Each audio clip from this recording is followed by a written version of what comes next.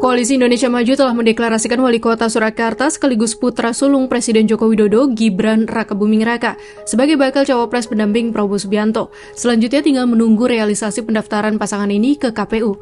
Deklarasi Gibran menjadi bakal cawapres ini menuai pro kontra dan dikaitkan dengan isu politik dinasti. Bagaimana publik menilainya? Hasil jajak pendapat Litbang Kompas 16 hingga 18 Oktober 2023 mencatat 60,7% responden mengakui bahwa langkah Gibran melaju dalam pemilihan presiden sebagai bakal cawapres yang diumumkan Prabowo pada Minggu 22 Oktober 2023 adalah bentuk dari praktik politik dinasti oleh Presiden Jokowi. Sedangkan yang menyebut bukan hanya sebagian kecil responden, yaitu 24,7%.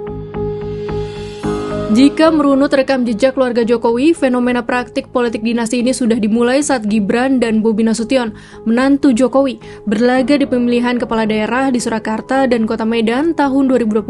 Keduanya menang dan berhasil menduduki jabatan sebagai wali kota. Peneliti Pusat Riset Politik Badan Riset dan Inovasi Nasional BRIN Wasisto Raharjo Jati memiliki pendapat menarik. Menurut dia, pemulihan Gibran sebagai bakal cawapres terlalu cepat bahkan elitis. Menurut Jati, kesan tersebut membuat publik merasa tak dilibatkan.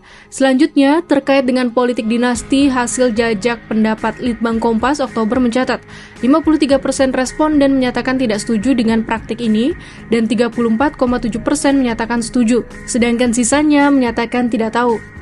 Sementara itu, 63,7% responden menyatakan setuju adanya aturan pembatasan praktik politik dinasti, 23,2% menyatakan tidak setuju, dan sisanya 13,1% menyatakan tidak tahu. Soal aturan pencegahan praktik politik dinasti, Indonesia pernah memiliki peraturan hukumnya, tetapi tidak berapa lama aturan tersebut dihapuskan. Aturan ini tertuang dalam Pasal 7 Undang-Undang Nomor 8 Tahun 2015 tentang pemilihan kepala daerah. Pasal ini melarang calon kepala daerah memiliki hubungan kerabat dengan petahana. Larangan ini lahir untuk membatasi hubungan kerabat calon kepala daerah dengan petahana. Mereka baru boleh mengajukan diri setelah ada jeda 1 periode sesudah petahana tidak menjabat. Harapannya ada sirkulasi kekuasaan yang lebih terbuka agar di daerah tidak didominasi oleh kekuatan politik keluarga tertentu. Namun aturan ini tidak bertahan lama. Mahkamah Konstitusi akhirnya membatalkan pasal tersebut pada 8 Juli 2015 karena dinilai membatasi hak politik warga. Tentu aturan tersebut hanya berlaku di pilkada dan sudah dihapuskan. Sementara di ajang pemilihan presiden, belum pernah ada aturan yang menghalangi lahirnya praktik politik dinasti.